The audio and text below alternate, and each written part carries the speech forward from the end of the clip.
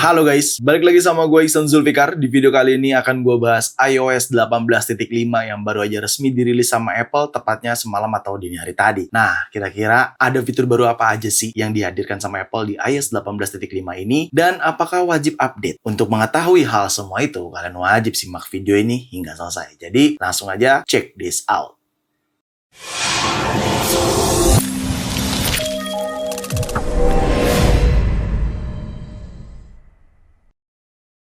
Ya, akhirnya ya, iOS 18.5 resmi dirilis sama Apple. Nah, apa aja sih fitur barunya, dan apakah wajib update? Gue jelasin semuanya di video kali ini. Tapi sebelum gue panjang lebar menjelaskan, gue mau informasin dulu disclaimer nih buat teman-teman yang menggunakan developer beta program ataupun public beta program, itu gue sarankan update ke RC version. Setelah update ke RC version, jangan lupa di turn off beta programnya. Caranya cukup gampang. Kalian tinggal pergi ke setting, terus kalian pergi ke general, lalu kalian pergi ke software update. Nah, beta update-nya ini kalian turn off seperti ini ya, baik developer beta program ataupun public beta program, gue rekomendasikan untuk di turn off beta update-nya. Tapi dengan catatan kalian harus update ke RC version terlebih dahulu. Kalau sudah masuk RC version baru di turn off. Nah, selamat, kalian sudah official iOS 18.5 seperti itu. Tapi kalau apabila pada saat kalian cek kok ada updatean lagi bang, nggak apa-apa, itu di-update lagi aja ke iOS 18.5-nya seperti itu. Penjelasan tadi itu opsional ya untuk pengguna beta program, baik public beta ataupun developer beta seperti itu. Kalau kalian tidak menggunakan beta program, nggak usah lakukan hal itu ya. Oke? Ya, karena ini iOS major yang diupdate, jadi cukup ada tambahan beberapa fitur baru dan redesign tampilan. Oke, mulai yang pertama kalian bisa lihat sendiri. Of course, new wallpaper ya baru ditambahkan di iOS 18.5. Kalian bisa lihat sendiri. Ini adalah wallpaper baru di iOS 18.5. Caranya cukup gampang ya. Kalau misalkan kalian pengen ganti ke wallpaper baru, kalian tinggal seperti biasa, kalian tinggal tap dan tahan di lock screen seperti ini, terus kalian slide ke kanan, kalian tambah. Nah, wallpaper barunya ada di bagian bawah.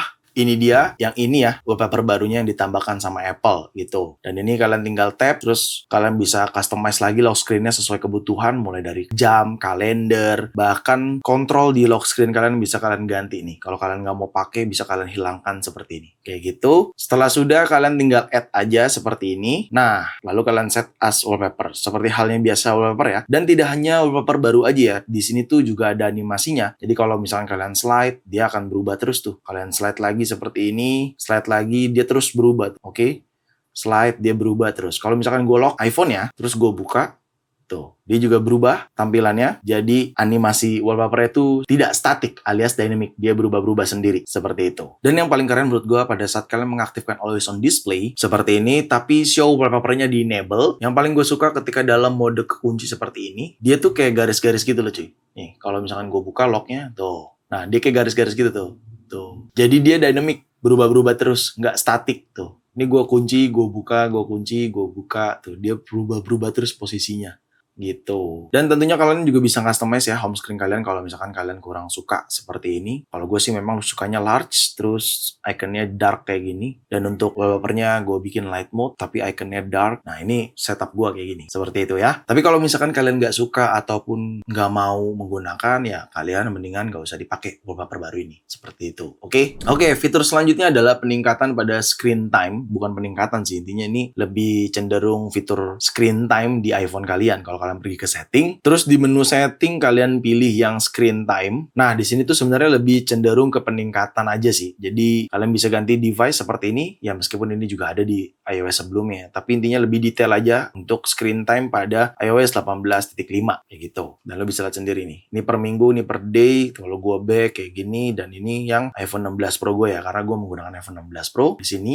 Tuh. Dan tentunya kalian bisa app limit dan lain sebagainya ya. Intinya fitur-fitur dari screen time. Seperti itu. Lanjut, fitur selanjutnya yaitu terkait aplikasi email, di mana ada tambahan menu di dalam aplikasi email. Ya, contohnya seperti ini. Di bagian atasnya kan ada menu kategori kayak gini ya. Tuh. Tapi bukan itu yang baru. Yang baru adalah di bagian sudut kanan atas ini. Di bagian menu kanan atas ini, ketika kalian pilih, ada tambahan menu kategori atau list view. About kategori juga ada. Di sini ada group by sender, ada show contact photo. Gue contohkan ya, kalau misalkan about kategori kalian pilih, intinya dia memberikan informasi terkait kategori-kategori itu, emailnya isi isinya apa aja, seperti itu. Dan kalau misalkan kalian pilih show contact foto, dia tidak ada kontak fotonya. Tapi kalau kalian checklist seperti ini, dia ada kontak fotonya. Seperti itu ya. Dan kalian juga bisa merubah tampilannya ya. Kalau kalian nggak suka kategori, kalian bisa pilih yang list view ini. Tapi gue lebih suka yang baru sih, kategori kayak gini. Gitu. Bisa kalian coba sendiri ya, karena memang ini jadi lebih rapi aja sih di aplikasi email. Seperti itu. Oke, selanjutnya kalau kalian gunakan backtap atau mengaktifkan fitur backtap, sekarang tuh ada bannernya ya. Jadi kalau misalkan ini nih, gue coba ya backtap. Nah, di situ tuh dia ada bannernya kayak gitu ya. Gue ulang ya, double tap. Tuh, jadi dia ada banner kayak gitu. Nah, kalau kalian pengen tahu mengaktifkannya gimana, kalian tinggal pergi ke setting, terus kalian pergi ke accessibility, lalu kalian pergi ke touch. Nah, di scroll paling bawah ini ada fitur backtap. Kalian pilih dulu double tap-nya apa, triple tap-nya apa gitu ya. Lalu kalian enable show bannernya. Nah, di sini contohnya adalah double tap-nya buka control center. Jadi kalau misalkan gue double tap, dia akan mengakses control center dan ada bannernya di atas gitu. Gue contohin lagi, double tap.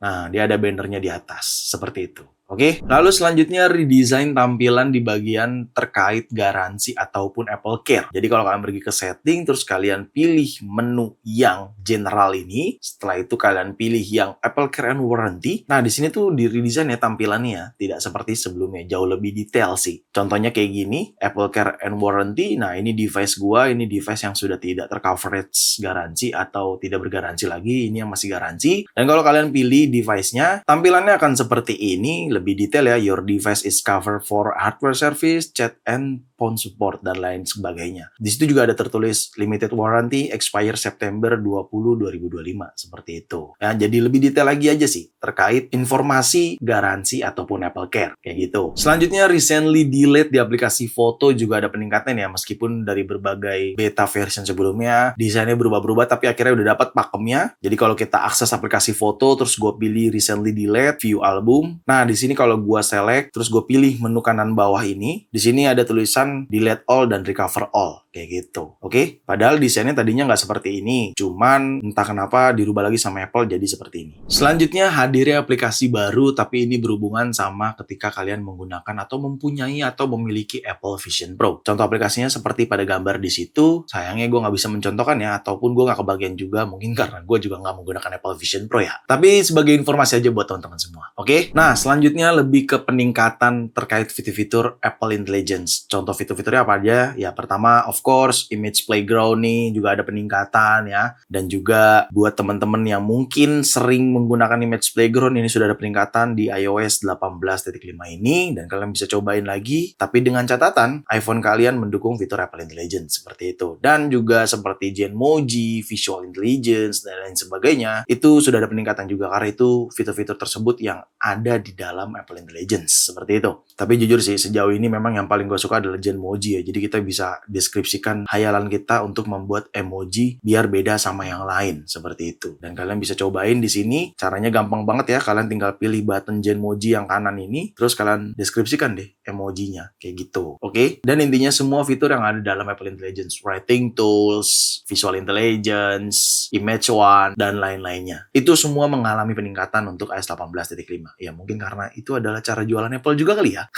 Seperti itu, oke? So, let's talk about performance. Ya, jujur gue akuin, iOS 18.5 jauh lebih baik sih daripada iOS 18.4.1 sebelumnya karena secara performance dia nggak cepat panas pada saat gue menggunakannya yang lagi padet-padetnya gitu ya untuk ngerekam video ataupun foto gitu ya atau buka-buka sosmed dan lain sebagainya. Gue akuin secara performance aman, lancar, nggak ada yang bermasalah untuk iOS 18.5 di iPhone 16 Pro gue. Tapi ya, dan harapan gue sih di iPhone kalian juga baik-baik aja. Cuman gue nggak tahu nih 3 hari yang akan datang ataupun 1 minggu yang akan datang terkait iOS 18.5 ini performance-nya masih aman atau malah ada kendala gitu ya. Biasanya hal yang wajar kalau misalkan kalian, bang kok iPhone gue baru update langsung panas mulu ya, besok-besok panas terus. Biasanya tuh perlu penyesuaian lagi, yaitu background refresh-nya atau bisa kita katakan service yang berjalan di belakang background gitu ya, atau di belakang UI, itu mempengaruhi ke performance memang. Tapi ya itu di awal aja, biasanya setelah 3 hari ataupun 1 minggu di update akan berangsur normal gitu. Dan itu sangat normal banget, setiap update iOS pasti seperti itu. Jadi kalian nggak usah panik atau khawatir ya, kayaknya nggak perlu deh. Karena memang seperti itu kalau update iOS. Dan saat ini, iOS 18.5 di iPhone 16 Pro gua baik-baik aja performance-nya. Itu untuk performance.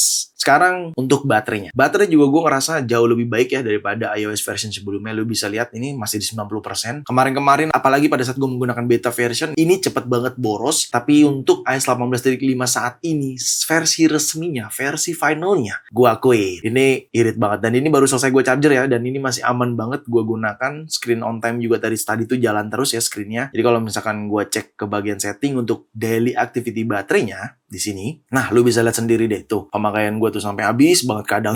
Dan last chargernya 23 menit yang lalu ya. Seperti tadi gue katakan ya, di 90% limitnya karena gue untuk option charging limit di 90%. Kalian nggak perlu sampai 95, nggak perlu 100%. Cukup di antara 80, 85, ataupun 90. Tapi kalau gue 90, seperti itu. Meskipun actually-nya kadang kalau misalkan gue lagi buru-buru ya nggak sampai 90% juga. 80% aja udah langsung gue cabut. Kayak gitu. Dan ini untuk screen on time ya, cukup padat untuk sosial media karena memang pekerjaan gue berhubungan sama sosial media, ngupload file di G Drive dan lain sebagainya, ngedit foto juga. Ya, gue ngerasa baik-baik aja untuk iOS 18.5, tapi gue nggak tahu untuk baterai di iOS 18.5 3 hari yang akan datang atau 1 minggu yang akan datang bagaimana. Tapi sejauh ini aman-aman aja. Dan kalau gue cek baterai health di sini, ya sudah turun ke 96%.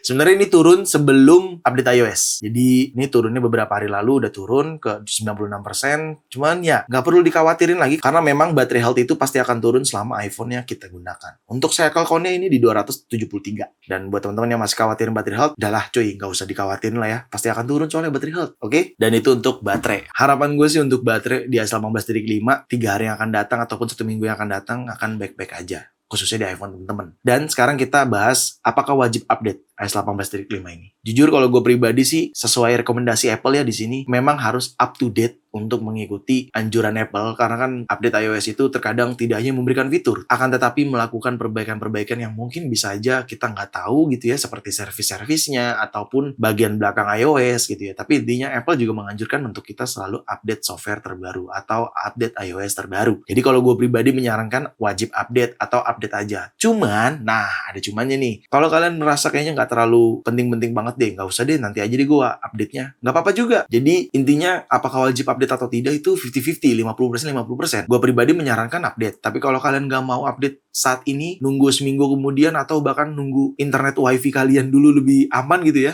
Ya nggak apa-apa juga. Nanti-nanti aja update-nya. Jadi nggak memaksakan untuk sekarang juga untuk update. Bebas, terserah kalian. Tapi intinya kalian tahu dulu iOS 18.5 tuh isinya apa aja, fiturnya apa aja, perbaikannya apa aja. Seperti itu. Cuman kalau gue pribadi menyarankan memang update aja ke iOS 18.5. Kayak gitu sih menurut gue. Dan ya itu aja mungkin dari gue terkait iOS 18.5. Fitur barunya apa aja, apakah wajib update, ya sudah gue jelaskan semuanya. Jadi gue rasa cukup ya video kali ini. Semoga sangat bermanfaat buat teman-teman semua. Jangan lupa untuk like video ini, share video ini ke sosial media kalian, ke grup WhatsApp, ke grup TikTok, ke grup apapun. Kalian share aja sebanyak-banyaknya dan pastikan kalian mendukung channel ini dengan cara mensubscribe channel ini. So, see you next video. Bye-bye.